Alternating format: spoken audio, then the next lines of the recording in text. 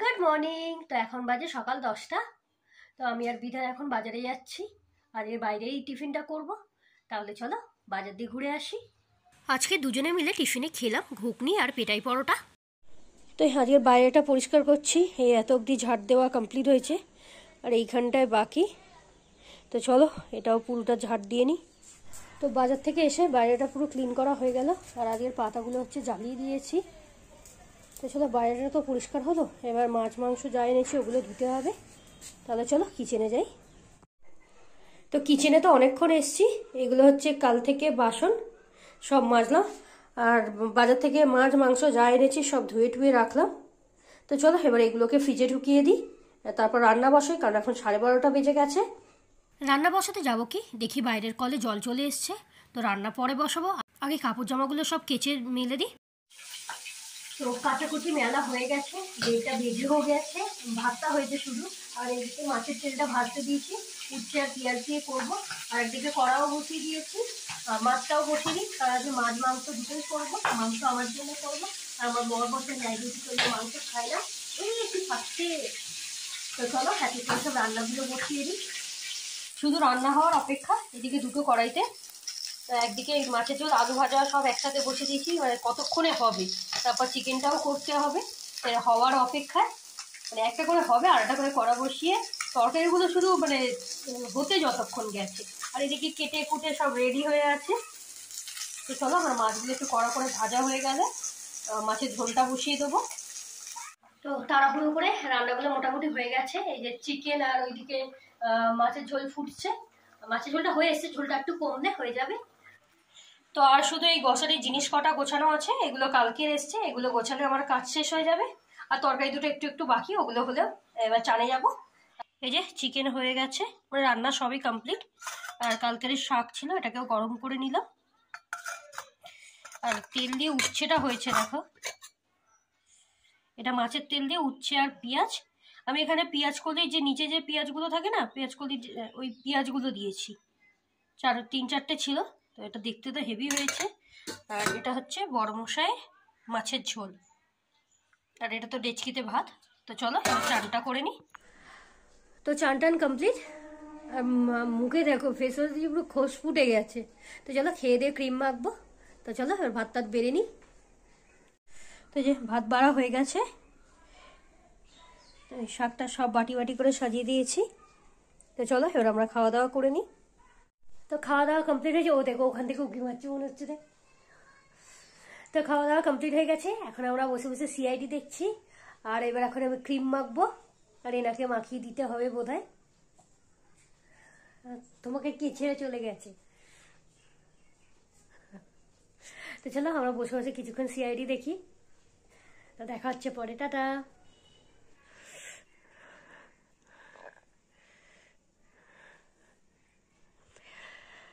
কোনো মানুষকে দেখেছেন ক্রিমের স্মেল মানে ভালো লাগলে তবে মাখে? প্রথমে বললাম মাখাবো না, বললো যে যে ক্রিমের স্মেলটা পেলো বলছে খুব সুন্দর গন্ধ, আমাকে মাখিয়ে দাও, বলে মাখতে এসছে।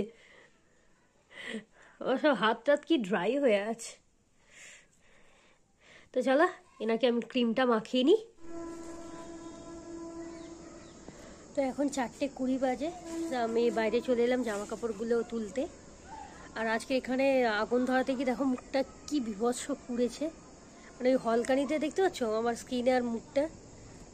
আমি এখন ক্রিম মাখলাম কিন্তু মুখটা অনেক পুড়েছে, তো পরে ঠিক করবো এটাকে, ট্যান রিমুভ করতে হবে। তো এখন ঠান্ডা লেগে আছে এমনি, এখন তো হবে না।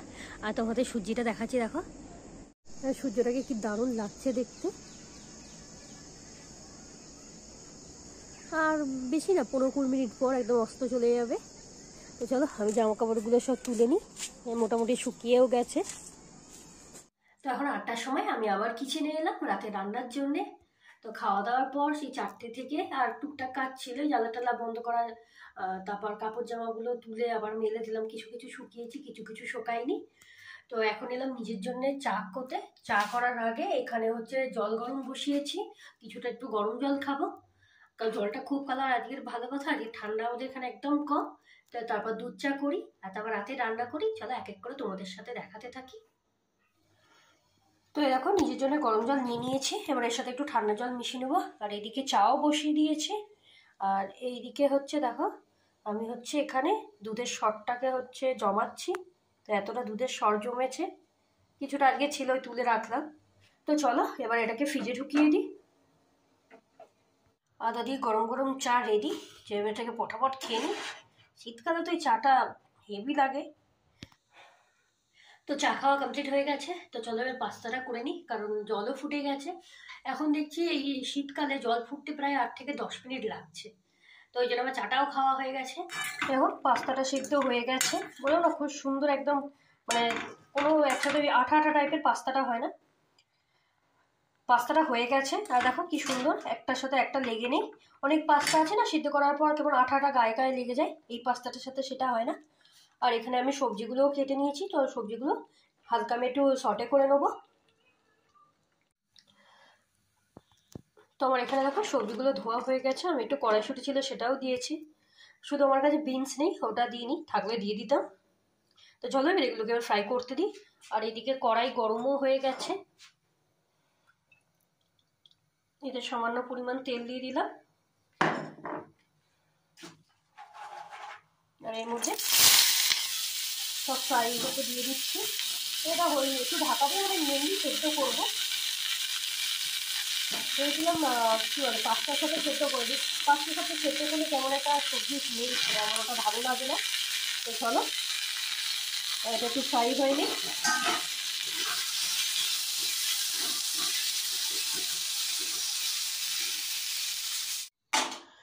তো এদিকে দেখো সবজিগুলো ভাজা হয়ে গেছে, হালকা পুড়ে গেছে।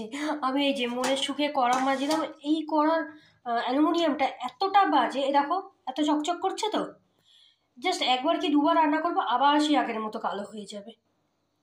তাও একটু মাজলাম, দেখতে বেশ ভালো লাগে, নইলে কালো একদম কালো কুচ্চা হয়ে যায়। আর এই যে কেমন দাগ দাগ হয়ে গেছে দেখছো, এটা এরকম হয়। তো চলো এবার হোয়াইট সসটা করে নিই। তো কড়াই গরম হয়ে গেছে, এবার আমি এখানে বাটার দিয়ে দেবো। আমি এখানে 1 স্পুন প্রথমে বাটার দিচ্ছি, 1.5 স্পুনের মতো বাটার ব্যবহার করবো। মানে যতটা বাটার ততটা হচ্ছে তোমার ময়দা ব্যবহার করতে হবে, দুটো যেন ইকুয়াল থাকে। তো চলো আমি আর একটু বাটার দিয়ে দিই এর মধ্যে। তো আমি এখানে এখন ময়দাও দিয়ে দিয়েছি, কারণ আমার বাটারটা পুড়ে যাচ্ছিল। এবার অল্প অল্প করে দুধ দিয়ে দেবো। তো প্রথমে কিছুটা পরিমাণে দুধ দিচ্ছি, দিয়ে এটাকে ভালো করে মেশাবো যেন কোনো লাম্পস না থাকে।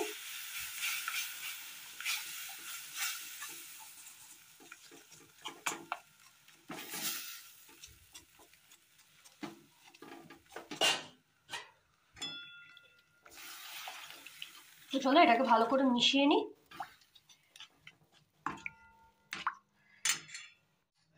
হোয়াইট সসটা একদম লাম্পস ফ্রি করে দিয়েছি। আর এই যে দেখছো এই টুকরো টুকরো, এগুলো হচ্ছে রসুন।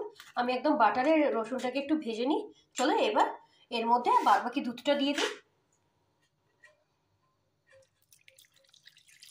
এবার ভালো করে দুধের সাথে ময়দার বাটারের মিশ্রণটা মিশিয়ে নেব। তো চলো এটা একটু ফুটুক, একটু গাঢ় হয়ে আসলে এটা হয়ে যাবে। তো আমার এখানে দেখো সসটা হয়ে গেছে। এবার এর মধ্যে ভেজে রাখা ভেজিটেবলস আর পাস্তাগুলো দিয়ে দিচ্ছি। আমি একসাথেই রেখে দিয়েছি, দেখো পাস্তাগুলো দেখেছো কি সুন্দর আছে। আমি কোনো তেল টেল কিচ্ছু ব্যবহার করিনি। এবার ভালো করে মিশিয়ে নেব। এবার এর মধ্যে কিছুটা পরিমাণ অরিগ্যানো দিলাম, আর একটু হলে ভালো হতো, বাট আমার কাছে নেই। আর এর সাথে দেবো আমি একটু গোলমরিচ গুঁড়ো। আমি এখানে চিলি ফ্লেক্স ইউজ করছি না, এটা একটু সামান্য ঝাল ঝাল, আর এটার একটা নিজস্ব ফ্লেভার আছে। আমি একটুখানি গোলমরিচ গুঁড়ো দিয়ে দিলাম। আর আমি নুন যেহেতু পাস্তাতে ভাজাতে দিয়েছি বলে আর নুন দিচ্ছি না। তো আমার এখানে পাস্তা পুরো রেডি হয়ে গেছে। জানি এরকম কালার আসে, কিন্তু দেখতে ব্যবহার আছে ফোনে একটু কেমন কালচে কালচে আসছে। তো চলো একটা বলে ট্রান্সফার করে নিই। বিধান রাতে রুটি খাবে, তো ওই জন্য দুখানা রুটি করে নিলাম। একটা হয়ে গেছে, আর এই একটা সেকলে হয়ে যাবে। তো বর্মশাইয়ের খাবার বেড়ে দিলাম, তো ওকে দিয়ে দিই এবার খাবারটা। আর নিজের জন্য এই 1 বাটি পাস্তা নিয়েছি। তো চলো আমি এবার পাস্তাটা খেয়ে নিই। গরম গরম খেয়ে নিই, ঠান্ডা হয়ে গেলে ভালো লাগবে না। তো এখন 10:30 বাজে, বিধান বেরিয়ে গেছে। তো চলো এবার কিচেনে যেতে হবে। কিচেনটা তো পুরো এক হাঁটু হয়ে আছে, কারণ দুপুর থেকে আমি বাসন মাজিনি। আর দুপুরে একটু ভিডিও শ্যুট করেছিলাম, তার জন্য অনেক বাসন পড়েছে।